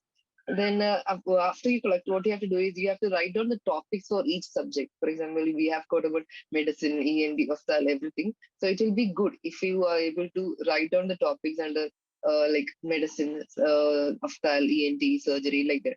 And in medicine, you can again subdivide it into this gynec, subdivide it into gastro, then chest, then CVS, like that. You can subdivide and see. Then another thing that you have to do is you have to go from the latest exam papers then to the past exam papers, because most of the questions will be asked from the recent papers. So, so for me, I had the questions, previous year questions, like 2021 December questions were asked for me. Few questions were asked. So I think it is better to go from the recent ones to the old ones. So then another thing is, what you have to do is you have to, you will see that many topics are getting repeated. When you solve the questions, you will see that many topics are getting repeated. And what you have to do is star mark the topics which are getting repeated. And if you are seeing that the questions again getting repeated, then put another star. So the questions which are most repeated, try to revise them the day before the exam. So because we don't have any, the exams are appearing consecutively. We don't have much time, and also we'll be completely drained when it comes to the 4th day of exam. We'll be completely drained. So the most important topics, for example, in pediatrics, they'll severe acute malnutrition, then diarrhea. These two are like very important. So such things you can't leave at all. So like that, in every subject, there might be some very important topics, and like one of the, if there are 5 important topics, one of them will be surely asked. So try to revise them on the day before the exam. So if you star mark and if you are able to find out which one is getting repeated the most, then you will be able to revise them on the day before the exam. So that is how mainly we have to use the question paper. Then another thing is we have this lectures which are conducted by ND. If you are in your first year or second year, or if you are just starting your 3rd year, then try to attend those lectures. because often questions get repeated from these, like the questions can be asked from these lectures. Because I had one question from adult immunization. One lecture was taken for that. Even in anesthesia, this angle block and all the lectures were taken by NBE. So it's better to attend those lectures and write down notes, and so that you can revise them just before the exam. That is all I think about using the question papers mainly. So yeah, I think I have told everything about that. And of course, as sir had told about the CMDT, it's a very good book if you are reading in the last moment. It covers ENT, ophthalmology, dermat, psychiatry, etc. And in Quran and all, it is given in so much vastly. So in CMDT, the topic is given the normal, the other details not there, so much of detail is not there. So you can use CMDT like if you are reading, if you don't have much time to prepare. So that's all I think, and for regarding this using question papers. Thank you. If you have any doubts, just put it in the open forum. Thank you, Dr. Jossy. Now we have Dr. Kiran Mai. She completed her DNB from Bangalore Baptist Hospital last year. And she's also going to give us a quick overview of how to utilize these last 2 months of time before the theory exam approaches us. Hello, everyone. Hi, ma'am. I'm not sure. I'm not able to open my video. Is that okay? My audio is clear? Yes, we can hear you. Yeah.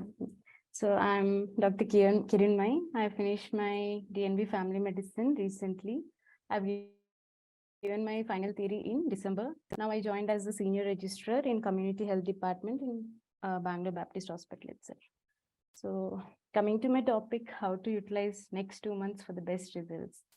So first of all, I know everyone will be like waiting for the last 2 months to read, and many will be scared and worried, will 2 months be enough?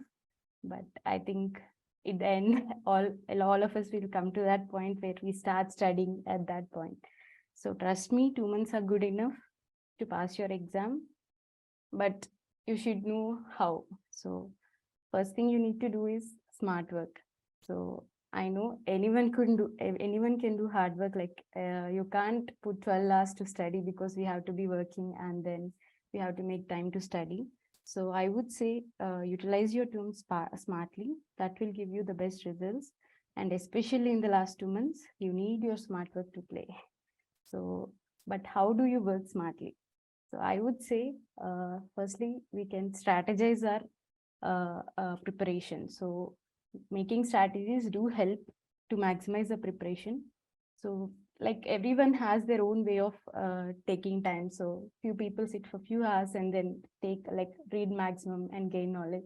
Few people take very less time and then they're good at it. So there are multiple scientific ways we can do this. Like if you can search in Google, I think everyone knows there are Pomodoro techniques, Feynman techniques, etc., where they say like you can read for 25 minutes and then take a 5 minutes break. So I would say follow whatever is doable for you, but start. Then and the third thing I want to tell you about is prioritize.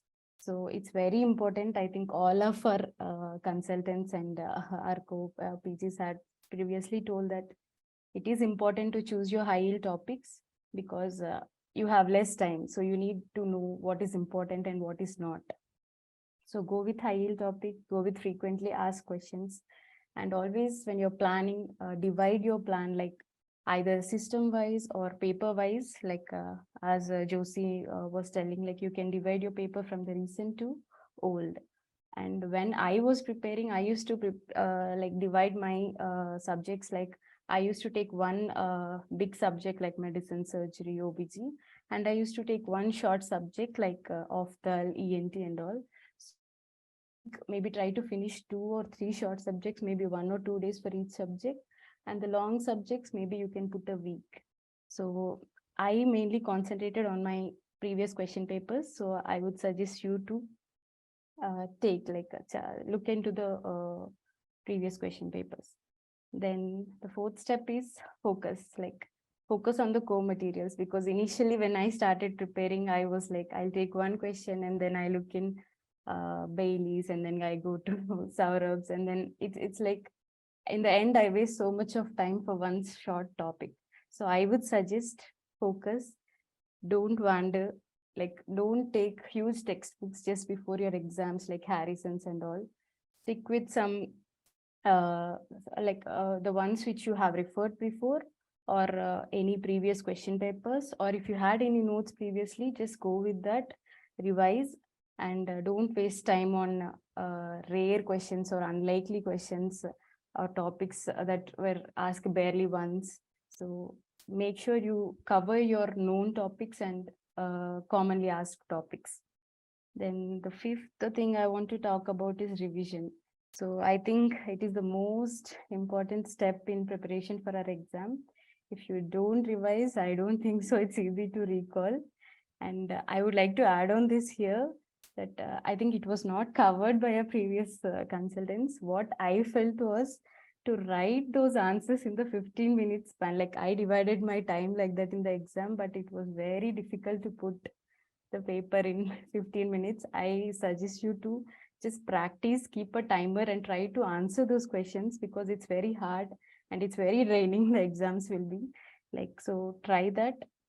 And whenever you're revising, I would say if you have a habit of writing notes when we're preparing, then try to make notes in such a way that it is a short, maybe a diagram, maybe visual aid, maybe a flow chart, something like that, so that in the end you can refer or revise very easily. And my sincere request is not to read any new topic in the last 1 or 2 weeks, because it's very unlikely that you're gonna remember that. And if you read something new, I remember like there are 3 hours we need to do, like recap, review, and reinforce, like at least within 24 hours to regain that information. So avoid new topics in the last these things. And also stay motivated. I know it's very tough, especially family medicine. I think we need to cover a lot of subjects in the short span, and every day it will be a different subject and different kind of approach and these things. So just remind yourself that why you are studying and how this, like clearing this exam, will help you in achieving your goals. And never compare your this thing with your friends, because each one has different capacities, like different talents. So, and do not panic. Even if you have not covered anything, it is okay. You will get some thoughts when you put your pen on your paper, and be confident. Then, and also like just during the preparation, I'd hydrate yourself, eat healthy, and also get an adequate sleep, because like you need your memory consolidation and cognitive function to improve.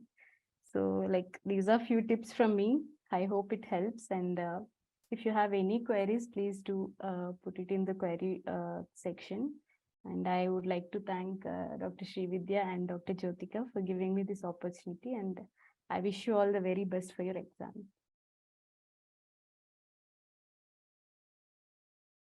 Okay. Thank you, Dr. Kiranmay. Those were really sweet and realistic tips. Especially, I remember, like you said, keep yourself hydrated during the exam. Yeah. So I remember carrying a packet of chocolates and some juices during the exam. So I think it's still allowed. So yes, Yeah. certain things are allowed. And of course, during exams, we tend to not eat well, not sleep properly, but chocolates and juices definitely help us. Otherwise, we cannot recall what we have already studied. Thank you for those wonderful tips, Jossy and Kiran. Okay, now the forum is open. People, you all can ask your doubts. Of course, there have been a few questions in the chat box. I'll just open that. And most have been answered by Resmi ma'am as well. The 3-stage assessment, she's answered. About the labor, question about labor, that has been answered. Anything anyone wants to ask, you can unmute yourself and ask us.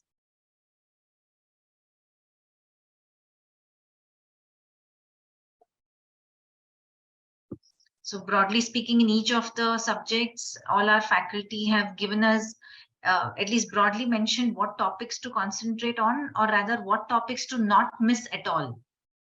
And try and answer each and every question. Don't miss out on any question at all. This has been told by all of them. So, Kiran has said that, sometimes, she felt this, she couldn't answer the question in 15 minutes, but I also advise that time yourself, and if you have, it's 15 minutes are over and you've not yet finished your answer, please go to the next question. You can always come back and write that again. We had one question earlier about the diploma exam pattern. Unfortunately, we all also don't have enough information on that. It's not yet available on the NB website. However, we are also trying parallelly, and we will try to answer those questions soon.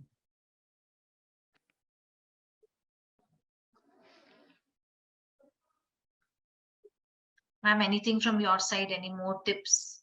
Yeah, the question, no, how to study community medicine. That's why I switched on my video, seeing that question. I was wondering why nobody is asking that question. I think they were waiting. It's very difficult to learn community medicine, I agree, unless you are interested in that subject, which very few people are. So, how to study community medicine is like I told you, most of the chapters they have covered in the previous question papers. They ask all sorts of questions. So when you go, please, some things which I already mentioned. One thing is you keep a target today of reading this chapter. Okay, so you will never complete it. I'm 100% sure. So please do not attempt to carry it for tomorrow. Keep it there. You leave it there. Read the next part which you have kept for the next day. Go on reading, and you can come back and read. I've tried telling this to many people, but they don't believe me. And after exam, they say, yeah, that would have been better. So this was a tip that was given to me by my senior, that you go ahead with a target for each day, even if something is left in the previous day, leave it. Don't try to recall what was read yesterday, and that will end in depression, because you're not going to remember everything in community medicine. Don't try to memorize facts and figures if you are not a figure person, if you're not a dates person. Don't read those dates and figures and try to mug up all those things. So just read it, and you will find that if you have read part once, you will know that there are so many concepts which are getting repeated in it.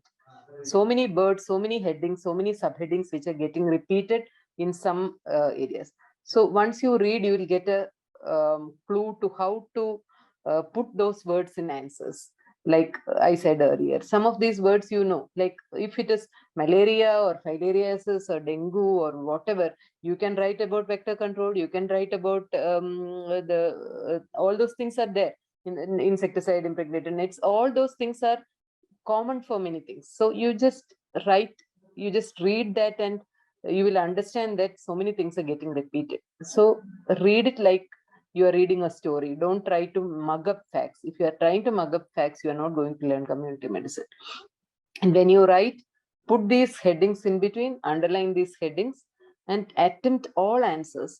Whatever you write, there will be some point in that, something which will fetch you 0.5 marks. Marking is like 0.51, 1.52, 2.53, like that for each sub-question. So each sub-question, if you write something, some of these words which you catch from all these chapters, you will get the point.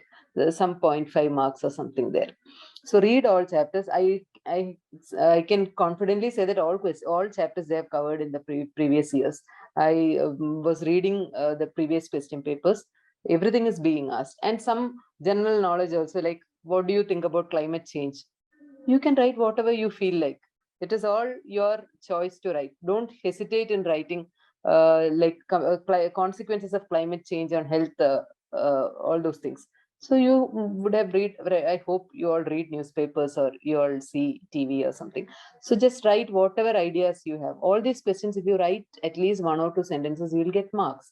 What do you do during floods? What do you do during earthquakes? You may not have read that lesson, but you can at least contribute, write something from your experience or what you read. So so don't, don't try to mug up figures if you don't know, if you are not good at it. Just keep on reading and so many things will come repeated.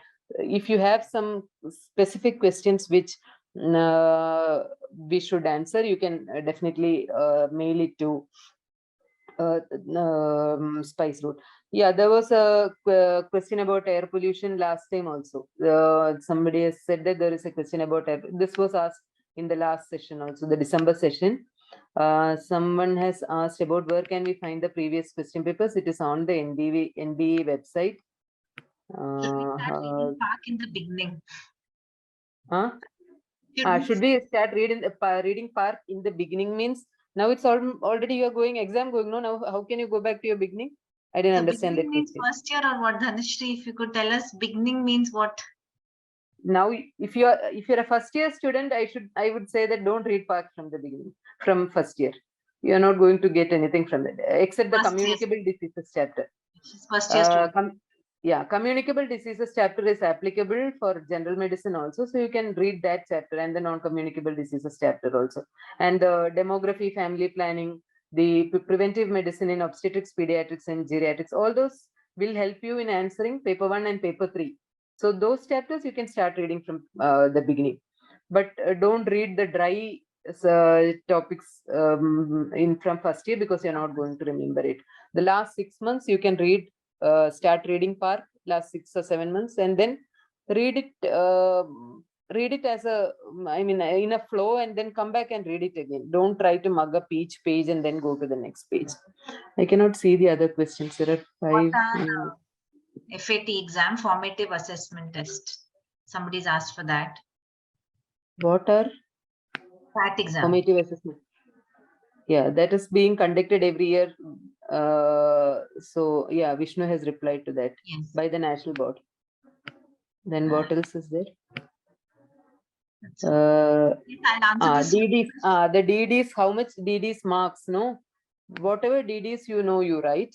Don't concentrate on the marks. Like you don't say that 5 marks they have given, so I should write 10 DDs. No, there is no rule like that. If you have 5, if you know only, if there are only 3 DDs for that, why should you write 10 DDs for that? You write whatever DDs you know, and you can classify it either as sometimes causes of fever with rash. You can classify it either system wise, or sometimes if it is a question like abdominal pain in a young female, then you can classify it from common to last. Like this year the surgery question, there was a right-sided abdominal pain. So if you write carcinoma colon in the beginning, gone.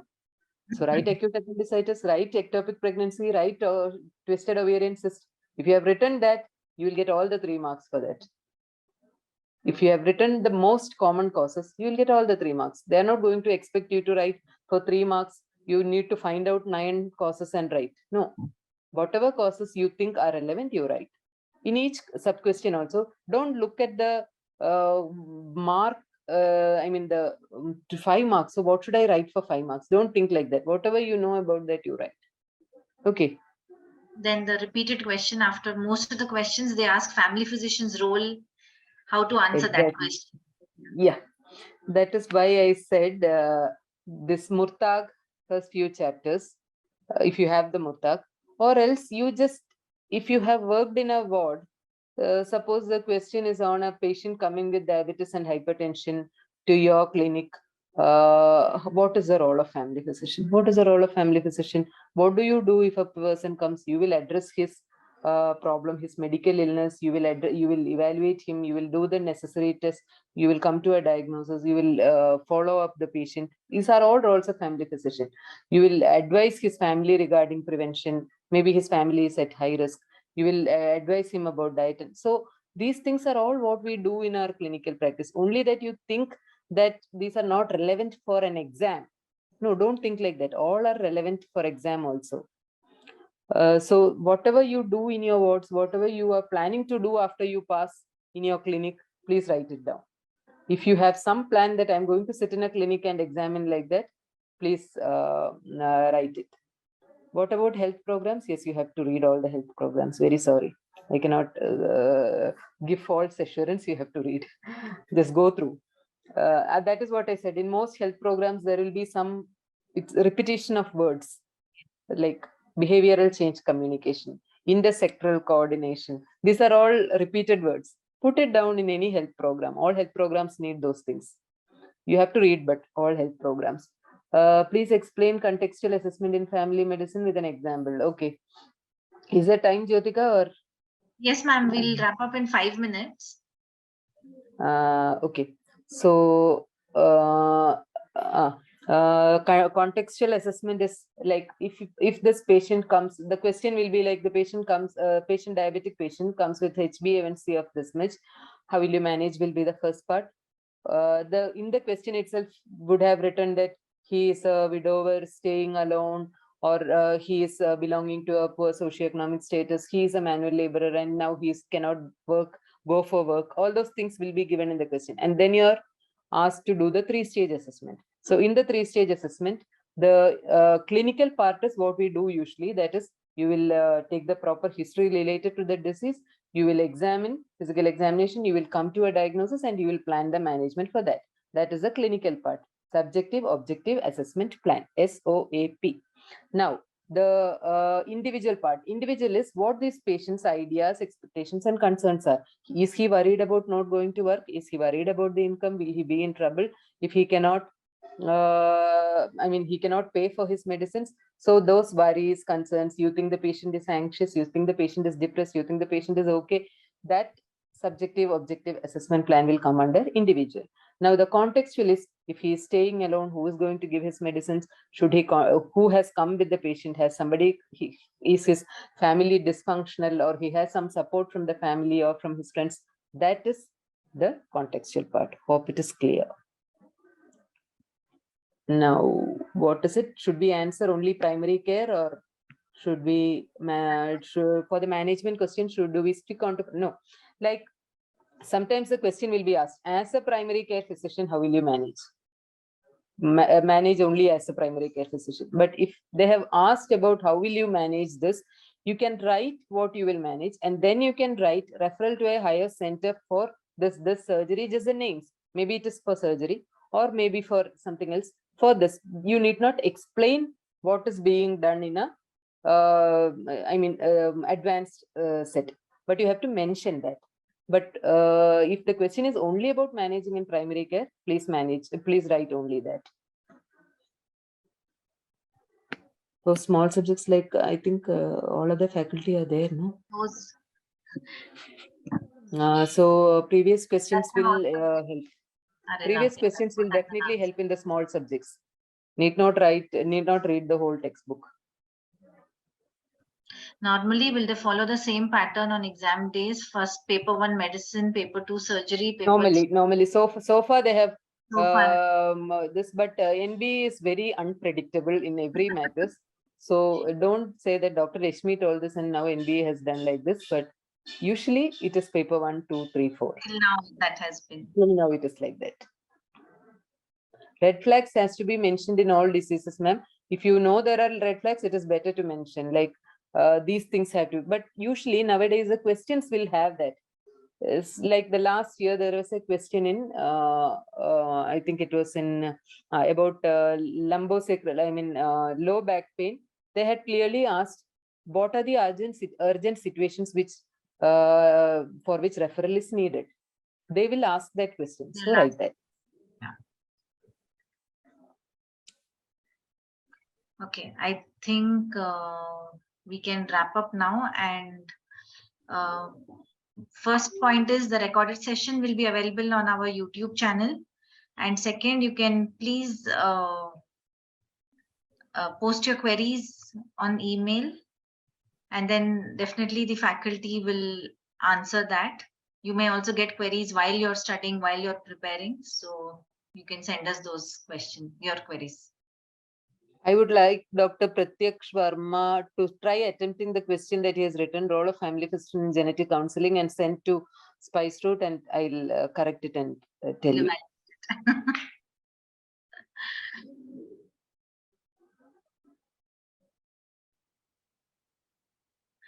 Dr. Krunal for Diploma Family Medicine. Sorry, we still don't have an answer. Ma'am, would you like to answer that? I have no answer to that. Previously, when MCA had diploma, there were 3 papers. So now we don't know whether they are planning for 3 papers or 4 papers. Hopefully, we'll contact the MD. Someone has asked about investigation, whether we should write the indications. Yes, we should write. Yeah, you can write. If you write it, it is very good. Like if you say that you are going to do TSH, why? If you write TSH to rule out hypothyroidism, good. That will be more. They will know that you know why you are doing the investigations. So that will fetch you more marks. If you know why it is being done. If you don't know, don't write. Don't write blunders. But if you know that this is being done for this, please definitely write it.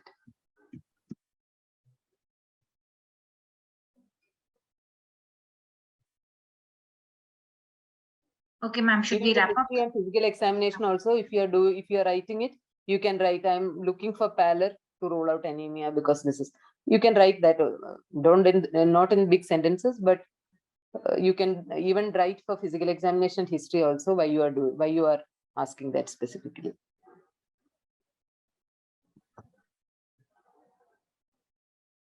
Okay, done. Sorry. Okay, thank you everyone for joining. Thank you, Resmi ma'am. I think definitely we all can write our exams again now with all these tips. I won't write. No, can, not will, can. And thank you to all the faculty. I think they have left. And yes, please do watch the session on the YouTube channel, and then you can also send your queries to us. We will try to answer as much as possible. And all the best to everyone giving their exams. All the best. Thank you, everyone. Good night.